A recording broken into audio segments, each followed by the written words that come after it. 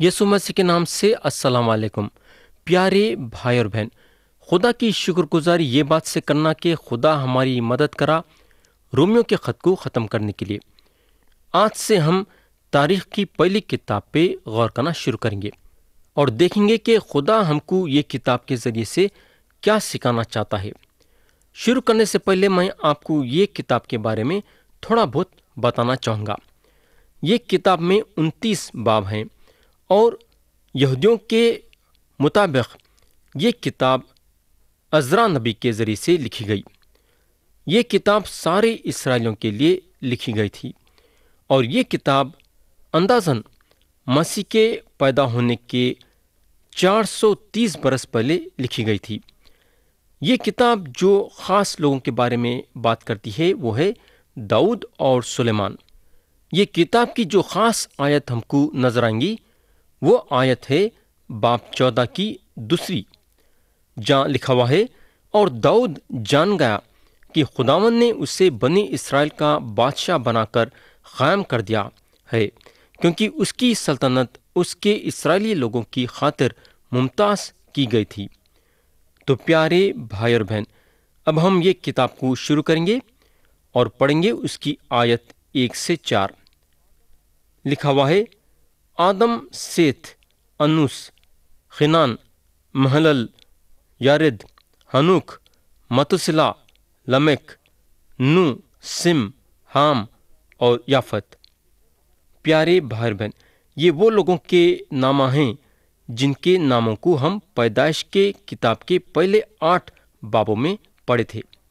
जैसा आप नसबनामा के बारे में पढ़ेंगे तो और गौर करेंगे कि वोच उसूल चल रहा है जो पैदाइश के किताब में इस्तेमाल हुआ है, यानी कि जो नस्ल को छोड़ दिया गया, पहले वोच नस्ल के नाम दिए गए हैं, उसके बाद वो नस्ल के बारे में दिया गया है जो खुदावन यीशु मसीह तक पहुंचता है। यहाँ अगर हम गौर करेंगे तो याफत के बेटों के नाम दिए गए हैं, उसके बाद हाम के बेटों के नाम दिए गए हैं और उसके बाद सिम के बेटों के नाम दिए गए हैं।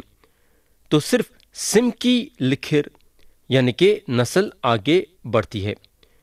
ये नस्ल हज़रत इब्राहिम तक पहुंचती है। उसके बाद हज़रत इब्राहिम की नस्ल दर्ज की गई है। इसराइल और उनके बेटे, इसके अलावा खतुरा के बेटे जो इब्राहिम के ज़रिए से पैदा हुए, और उसके बाद आखिरी में चल के हज़रत इब्राहिम के बेटे इसहाक की नस्ल दर्ज की गई। उसके बाद इसहाक की नस्ल आगे बढ़ती है और सबसे पहले ईसौ के नस्ल के बारे में बताया जाता है। मगर जो नस्ल खुदावन यीशु मसीह की तरफ बढ़ती है, इसहाक के दूसरे बेटे याकूब के ज़रिए से आगे बढ़ते रहेंगी।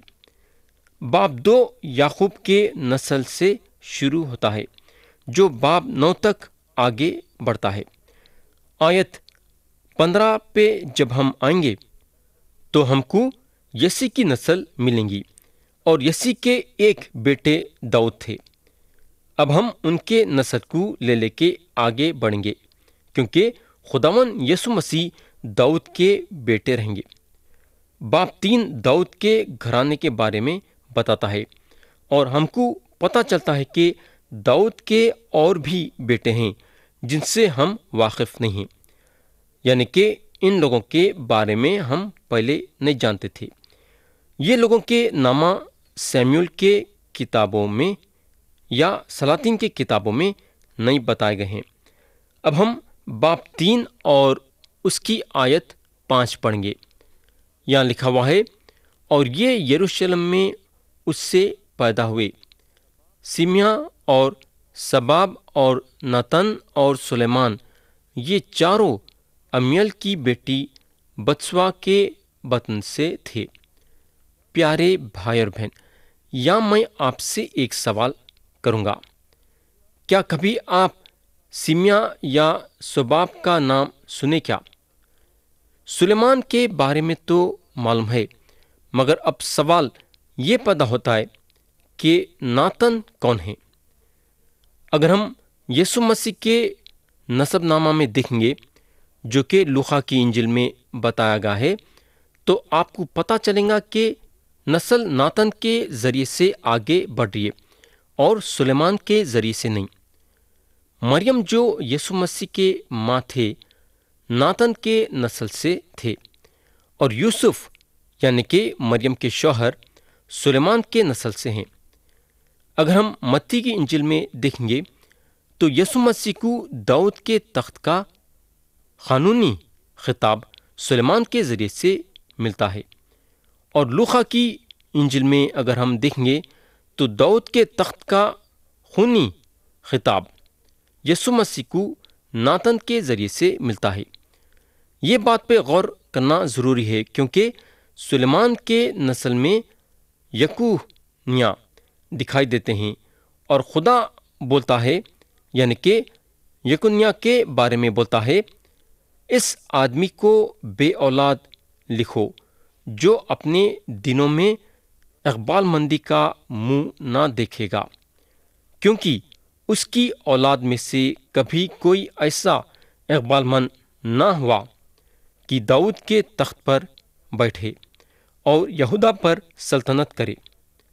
تو پیارے بھائی اور بہن، اس کے ذریعے سے یہ ثابت ہوتا ہے کہ یوسف یسوع مسیح کے باپ کبھی بھی نہیں ہو سکتے تھے، اور یسوع مسیح کو کنواری کے ذریعے سے پیدا ہونا ضروری تھا۔ چوتھے باب میں یہودا کے نسل کے بارے میں بتایا گیا ہے اور شمعون کے نسل کے بارے میں بھی بتایا گیا ہے۔ باب 5 میں روبن کے نسل کے بارے میں بتایا گیا ہے۔ ہم پڑھیں گے باب 5 کی آیت 1 اور 2۔ اور اسرائیل کے پہلوتے روبن کے بیٹے، کیونکہ وہ اس کا پہلوتا تھا، لیکن اس لیے کہ اس نے اپنے باپ کے بچھونے کو ناپاک کیا تھا، اس کے پہلوتے ہونے کا حق اسرائیل کے بیٹے یوسف کی اولاد کو دیا گیا، تاکہ نسب نامہ پہلوتے پن کے مطابق نہ ہو، کیونکہ یہودا اپنے بھائیوں سے زوراور ہو گیا اور سردار اسی میں سے نکلا، لیکن پہلوتے کا حق یوسف کا ہوا۔ پیارے بھائی اور بہن، یہ آیت ہم کو یہ بتاتی ہے کہ روبن جو اپنے پہلوتے کا حق کھو دیے، وہ پہلوتے کا حق یوسف کو دیا گیا اور یہودا کو نہیں، مگر یہودا کو قائم رکھا گیا اور حکومت کرنے والا یہودا کے نسل سے آیا۔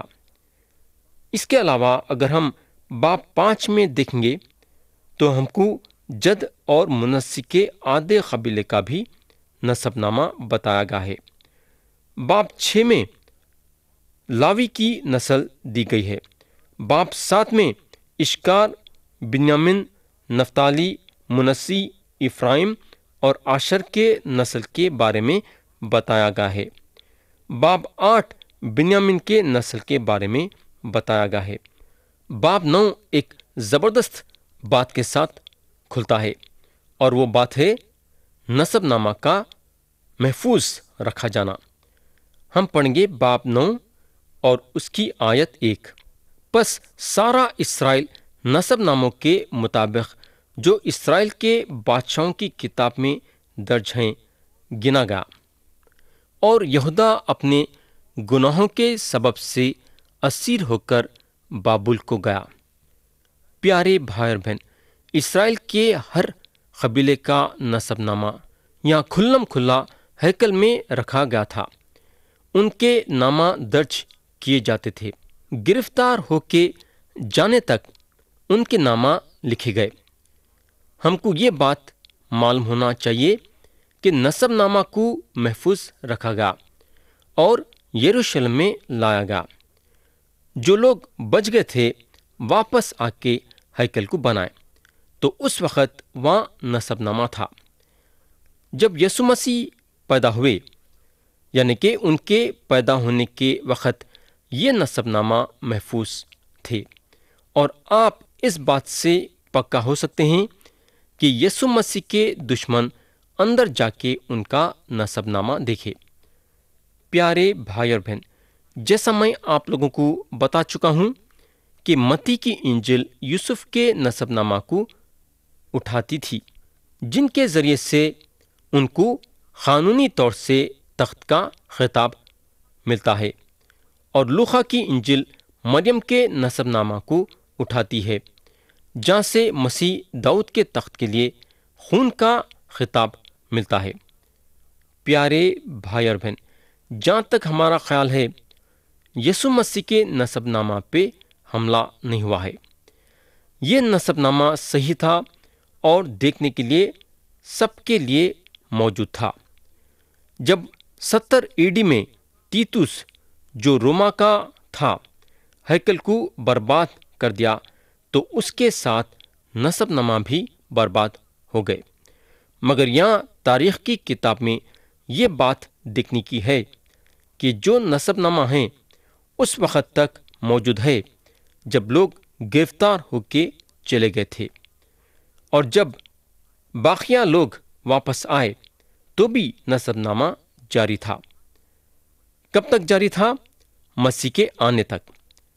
مگر یسوع مسیح کے زندگی کے بعد سارے نسب نامہ جو درج کیے گئے غائب ہو گئے۔ سوال یہ پیدا ہوتا ہے کہ کیوں غائب ہو گئے؟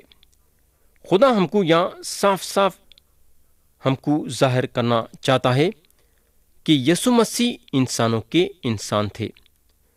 خدا ہم کو یہ بتانا چاہتا ہے کہ یسوع مسیح آدم کے نسل سے آئے، اور یسوع مسیح آخری آدم ہیں۔ تیسرا آدم کوئی بھی نہیں رہے گا۔ یسوع مسیح یہ زمین کے آخری گھرانے کے بڑے ہیں۔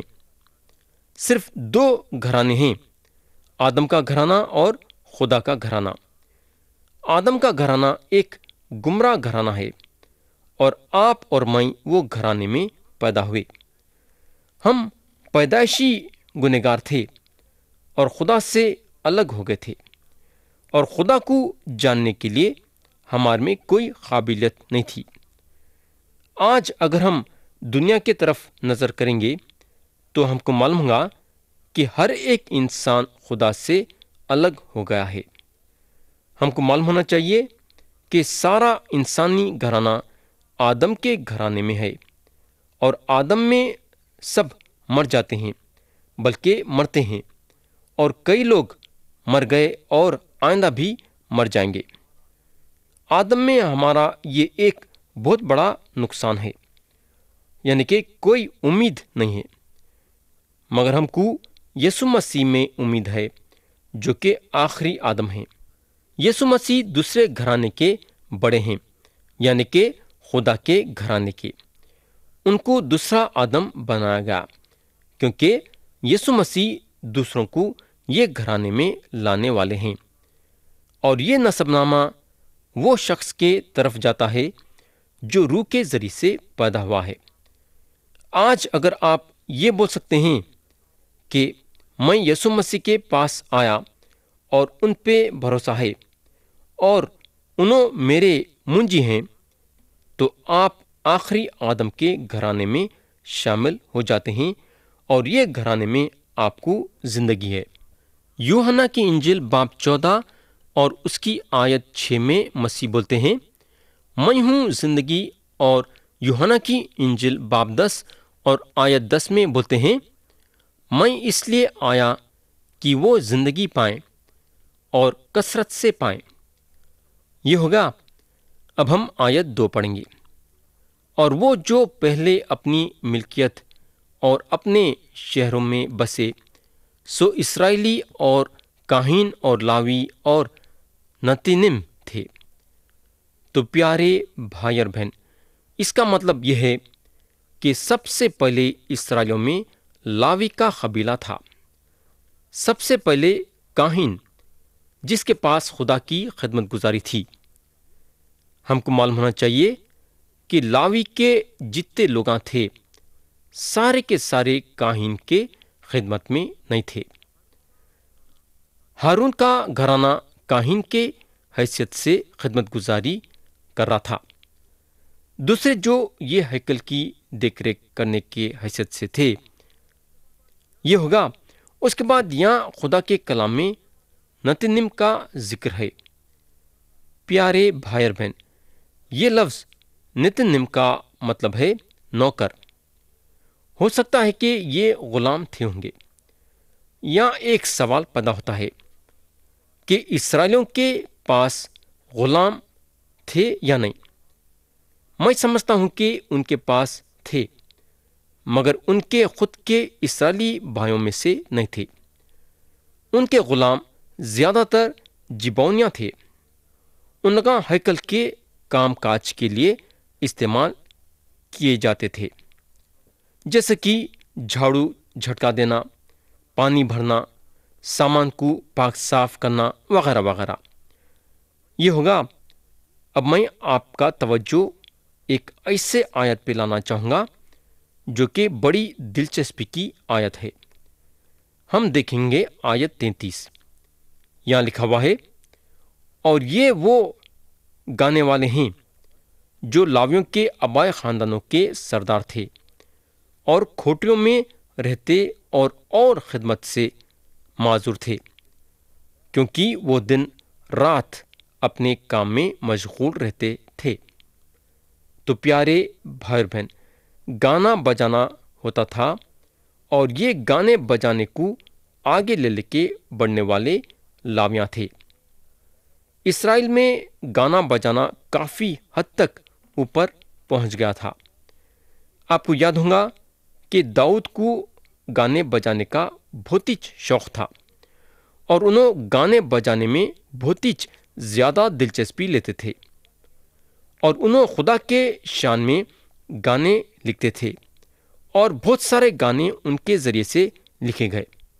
ये बाब जो है सौल के घराने के नसबनामा से ख़त्म होता है। नसबनामा सौल से शुरू होता है। बाब 9 तारीख के नसबनामा से ख़त्म होता है। खुदा के कलाम में ये सबसे बड़ा नसबनामा है। ये आदम से शुरू होता है और यीशु मसीह के पास पहुंचता है। ये पहला आदम से शुरू होता है और आखिरी आदम पे ख़त्म होता है। ये सबसे बड़ा नसबनामा है जो मौजूद है। ये नसबनामा हमको ये बताता है कि हम सब के सब एक ही घराने के हैं।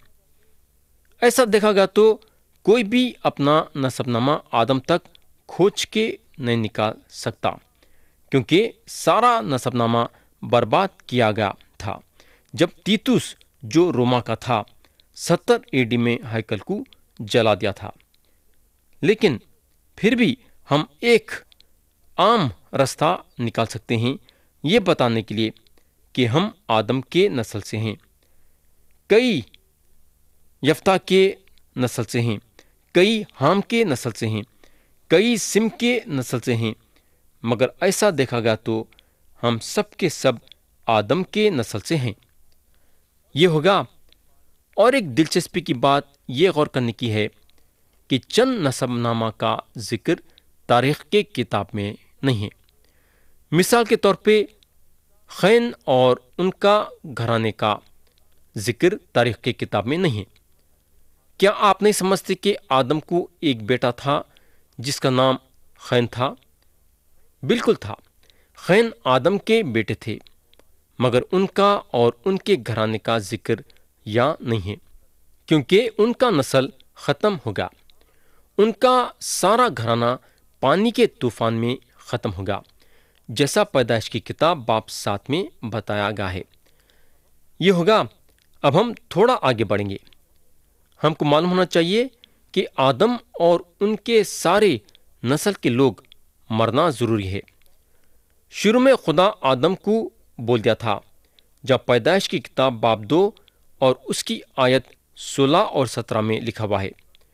और खुदा ने आदम को हुक्म दिया और कहा कि तू बाग के हर दरख्त का फल बेरोक टोक खा सकता है, लेकिन नेक व बद की पहचान के दरख्त का कभी ना खाना, क्योंकि जिस रोज तू ने उसमें से खाया तू मरा।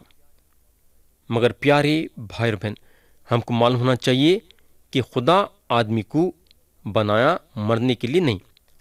रोमियो का खत बाब 5 और उसकी आयत 12 में लिखा हुआ है, बस जिस तरह एक आदमी के सबब से گناہ دنیا میں آیا اور گناہ کے سبب موت آئی، اور یوں موت سب آدمیوں میں پھیل گئی، اس لیے کہ سب نے گناہ کیا۔ اور خدا کا کلام یہ بھی بتاتا ہے کہ آدم میں سب مرتے ہیں۔ تو پیارے بھائی اور بہن، یہ زمین پہ جہاں آپ اور میں زندگی گزاریں کچھ بھی نہیں بلکہ ایک بہت بڑا قبرستان ہے۔ داؤد اپنے موت کے بچھونے پہ بولنے کو لگے، میں اسی راستے جانے والا ہوں جو سارے جہاں کا ہے۔ پیارے بھائی اور بہن، سارے راستے آخری میں چل کے قبرستان کو جاتے ہیں۔ ہم کو معلوم ہونا چاہیے کہ 3 قسم کے موت ہیں: جسمانی موت، روحانی موت اور ہمیشہ کی موت۔ آدم جسمانی طور سے اس وقت تک نہیں مرے جب تک کہ انہوں 930 برس کے نہیں ہو گئے تھے، مگر انہوں روحانی طور سے ایک دم سے مر گئے۔ موت کا مطلب دوری یعنی الگ ہو جانا۔ جسمانی موت سارے جسم سے روح کو الگ کر دیتی ہے۔ روحانی موت کا مطلب ہے آدمی کا خدا سے الگ ہو جانا، اور ہمیشہ کی موت کا مطلب ہے آدمی کا خدا سے ہمیشہ کے لیے الگ ہو جانا، یعنی کہ دوزخ، جس جگہ کو خدا کبھی بھی نہیں جاتا ہے۔ دوزخ میں خدا کی برکت نہیں رہتی، خدا کی رحمت نہیں رہتی، نہ خدا کی محبت رہتی۔ اور ایک چیز جو غور کرنے کی ہے وہ یہ ہے کہ آدم اور ان کی ساری نسل گنہگار ہے۔ خدا کا کلام بتاتا ہے سب نے گناہ کیا۔ یہ بات کا ثبوت یہ ہے کہ سب مر جائیں گے، آدم میں سب مر جائیں گے۔ اگر ہم حضرت ابراہیم پہ غور کریں گے تو انہوں ایک اچھے اور نیک آدمی تھے، مگر انہوں گنہگار تھے اور گناہ کرے۔ انہوں اپنے زندگی میں جھوٹ بولے اور ایسے ایسے کام کرے جو خدا کے مرضی میں نہیں تھے۔ تو پیارے بھائی اور بہن، یہ سچائی جو ہے پیغام کا ایک حصہ ہے، جہاں ہم کو یہ نسب ناموں میں دیکھنے کو ملتا ہے۔ یہ نسب نامہ آدم کے گھرانے سے تعلق رکھتا ہے، اور وہ آدم کے گھرانے میں آپ اور میں شامل ہیں۔ ہم سب ووچ نسل سے ہیں، ہم سب ہمارے طبیعت میں گرے ہوئے ہیں، ہم سب گناہ کرے ہیں اور خدا کے جلال سے محروم ہیں۔ اور آج خدا ہر ایک انسان کے لیے نجات کا دروازہ کھول دیا ہے، اور وہ دروازہ ہیں یسوع مسیح، جو آپ کے اور میرے گناہوں کی معافی کے لیے صلیب پہ اپنی جان دے کے اور اپنا پاک خون بہا کے پوری قیمت چکائے۔ خدا کا وعدہ ہے کہ جو کوئی اس کے سامنے اپنے گناہوں کا اقرار کر کے یسوع مسیح پہ ایمان لائیں گا، خدا اس کے سارے گناہ کو معاف کر کے اس کو ہمیشہ کی زندگی دیں گا۔ تو پیارے بھائی اور بہن، کیا آپ خدا کے سامنے اپنے گناہوں کا اقرار کر کے یسوع مسیح پہ ایمان لا کے خدا کی طرف سے ہمیشہ کی زندگی حاصل کرنا چاہیں گے کیا؟ اور تیار ہیں کیا؟ خدا ہم سب کو آج کے کلام کے ذریعے سے برکت دے۔ یسوع مسیح کے پیارے اور بلند نام میں آمین۔